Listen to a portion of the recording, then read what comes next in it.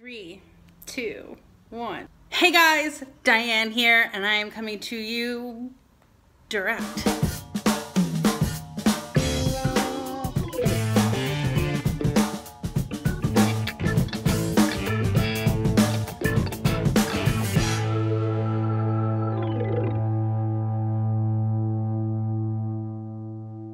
What's up guys, it's Diane. Most of you know me as a certified nutrition consultant and a New York Times bestselling author and all kinds of crazy stuff. But what I wanted to tell you guys is that I am an ENTJ, rebel, little sister, and an enthusiastic hard worker who has a work ethic that I can't quite understand where it came from. What I want to do with you guys in this series is get into a whole bunch of new topics and come at you with a little more personality, because it's not like I've been sheltering my personality from all of you, but I've been a little nicer than I want to be. A little more delicate, more careful. So what I want to do now is actually talk to you the way I want to talk to you. Today I'm going to talk about a few of the basics around a keto diet or a low carb diet. Sometimes people want to know what I'm up to. Right now I'm eating pretty low carb and I would say borderline ketogenic. What does that mean? That means I'm eating about 30 to 35 grams of carbohydrates a day. Why are you doing this, Diane? I told you I was a rebel, right? I'm doing it because I want to.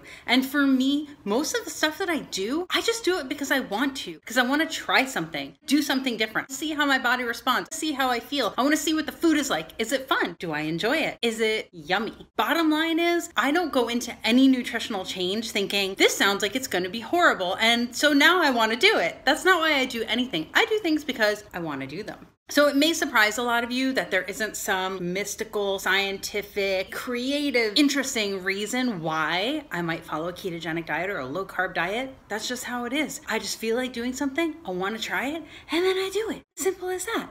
So what is a keto diet? Keto diet means that you're eating very, very low carbohydrate, maybe 30 grams, maybe 50 grams. For some people, it might be 20 grams. And there's a lot of confusion around what that really means. One of the biggest questions I get is, are you counting total carbs or net carbs? What does that even mean? Total carbs is you're counting the total number of carbohydrates that you're eating in any given day. Net carbs would be you subtract out the fiber from all of those carbs, and then net carbs are what remains. So let's just say, for example, I eat 50 grams of carbohydrates in a day. The number of grams of fiber in those 50 grams of carbs might be 15. What I'd end up with is 35 grams of effective net carbs. How keto is different from just low carb is that it's extremely low carb, and it's very important that the carb grams are at that low level. You can't be eating 75 to 100 grams of carbs and be eating a keto diet unless your body somehow allows you to produce ketones while you're eating a higher number of carbohydrates. How is low carb or keto different from paleo? The paleo diet really just talks about food quality and food choices. It has very little to nothing to do with how many grams of anything we're eating, anything to do with a balance of macronutrients. It's all about food choices and food quality. Now, if you're looking strictly at a low carb or a keto diet, you may not also be looking at food quality. What I am going to do is combine those and be eating really high quality foods in a certain balance of macronutrients. I'm going to be doing this for about 2 to 3 months, and I want to see how my body responds in terms of how it looks, how I feel, and how I perform at the gym. If my sleep improves, which already it kind of has, if my energy improves, if my ability to wait between meals improves, meaning I'd like to go from 4 to 8 hours between meals, or even be able to intermittent fast quite a bit longer than be hungry every 2 to 3 or even 4 hours. How do you know if you're in ketosis? Well, a lot of people are only going to depend on things like tests, urine tests, breath tests, blood tests. I have done this many times in the past. I can tell when my body gets into a fat burning state because I can go those long hours between my meals. I don't feel like I have to eat all the time, and my energy levels are much higher, much better sustained. Do you have to be in ketosis to be a fat burner? It sort of depends. We all wake up in a fat burning state after fasting for at least 6, 7, or 8 hours while we're sleeping, right? Unless you're a bodybuilder who wakes up in the middle of the night to eat some chicken breast. I can't even with that. But it's true, sometimes it happens. Now, that doesn't mean that if you burn sugar for fuel, sometimes that you can't possibly ever be burning fat for fuel, but what it does mean is that your body is relying primarily on glucose or sugar, carbohydrates, as a fuel source that it wants to get. And so when you feel that hunger and that appetite kick in, your body is asking primarily for glucose.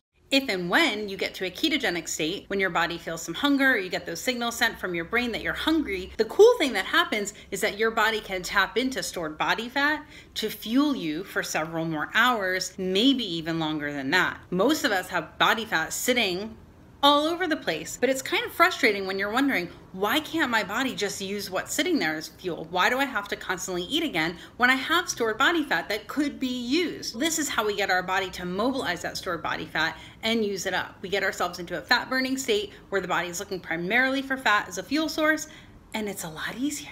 There are also different kinds of exercise during which we burn more sugar or we burn fat. The type of workouts that I'm doing now are primarily strength-based. I'm not doing tons of high-intensity interval training. I'm not doing CrossFit right now. I train fasted in the morning, so I get to the gym sometime between 7 and 8 a.m. and I'm there for about an hour. And I do that about 5 days a week. I feel great training fasted. I used to think it was crazy to lift weights that early in the morning. There's no way I have that much strength, and now I feel totally great doing it. I've been doing it for a while, even before I've been on a ketogenic or low carb diet, so I've just adapted to that, and it's something I feel really great doing. Is this the only way to burn body fat and lose weight? Absolutely not. There are lots of different ways to do it. One reason why I find that eating low carb ketogenic works well for me is that I don't feel hungry as often. Some of you may know a couple of winters ago, I followed a macros-based eating plan, which typically those are pretty low fat, high carb. And it worked for me to lose some body fat that I wanted to lose, but I didn't love the way I felt all day long, having to eat as often as I had to eat. And I honestly, after a while, didn't love the food I was eating anymore. That doesn't mean that it's not great for lots of people,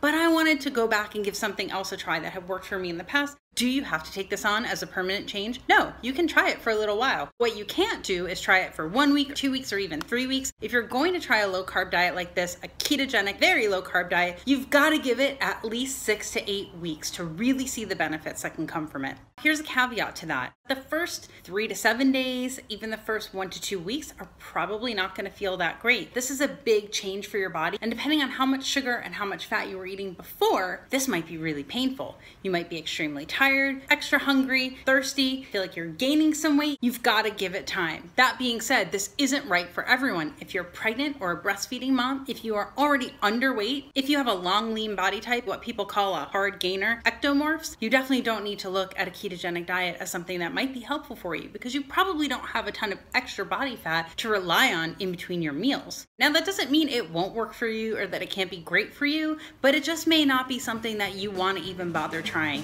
It may just not be right for you. That's all I've got for you guys today. Remember, I post new videos every week. Subscribe to my channel so you don't miss any. Leave me a comment to let me know what you think of this video or to share what you want to learn more about from me. I'll see you next week. I feel like I need some music and I need to shake it out or Can I get a fan? No, there's nobody here. I'm talking to myself. The dog is kind of freaking out. She doesn't know what I'm doing. I'm dancing to loosen myself up.